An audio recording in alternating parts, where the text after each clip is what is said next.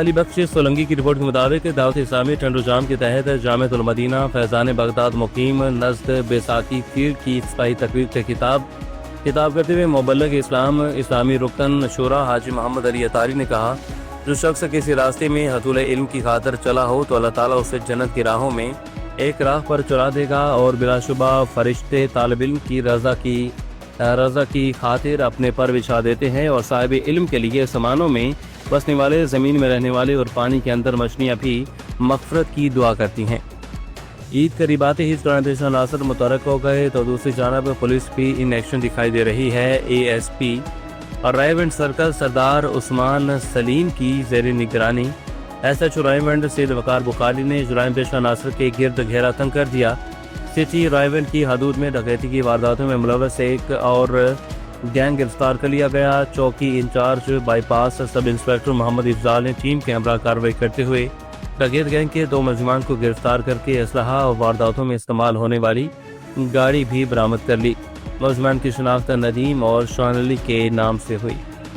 گجرانوالہ جال سازی میں ملوث عناصر پنجاب فوڈ اتھارٹی کی گرفت میں۔ گجرانوالہ 150 کلو لاگر اور بیمار جانوروں کا گوشت اور ایکسپائر اشیاء طلب کر دی گئی، مقدمہ بھی درج کر لیا گیا۔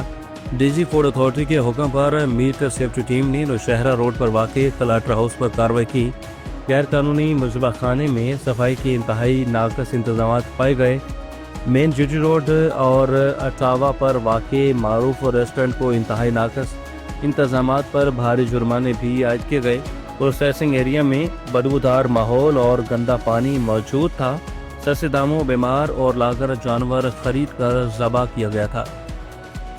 اسلام آباد پولیس کا انڈسٹریل ایریا زون تھانہ نون کے مختلف علاقوں میں grand search and combing operation S P industrial area کی سپرویژن میں پولیس کی نفری نے سرچ آپریشن میں حصہ لیا۔ سرچ آپریشن میں لیڈی پولیس نے بھی حصہ لیا۔ آپریشن سے قبل نفری کو آپریشن کے متعلق بریفنگ دی گئی۔ سرچ آپریشن کے دوران 70 افراد، 74 دکانوں، سرائے اور ہوٹلز کو چیک کیا گیا۔ سرچ آپریشن کے دوران 12 موٹر سائیکلز اور 7 گاڑیوں کو چیک کیا گیا۔ دوران گرینڈ سرچ آپریشن 8 مشتبہ افراد کو تھانے منتقل کیا گیا۔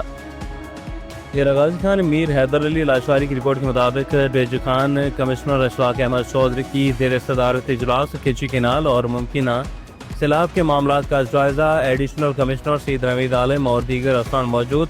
کھچی کینال کے افسران کی بریفنگ۔ موسمی شدت کے پیش نظر تمام محکموں کو الرٹ رہنے کے احکامات جاری۔ بلوچستان کے علاقے کھچی کو سیراب کرنے کے لیے بنائے گئے کینال کی بڑی اہمیت ہے اور نہری پانی کی اہمیت بڑھ چکی ہے۔ کینال پر مؤثر پیٹرولنگ یقینی بنائی جائے اور کینال کے شگاف کو بند کرنے اور کاز ویز چیلنجز کی صفائی یقینی بنائی جائے۔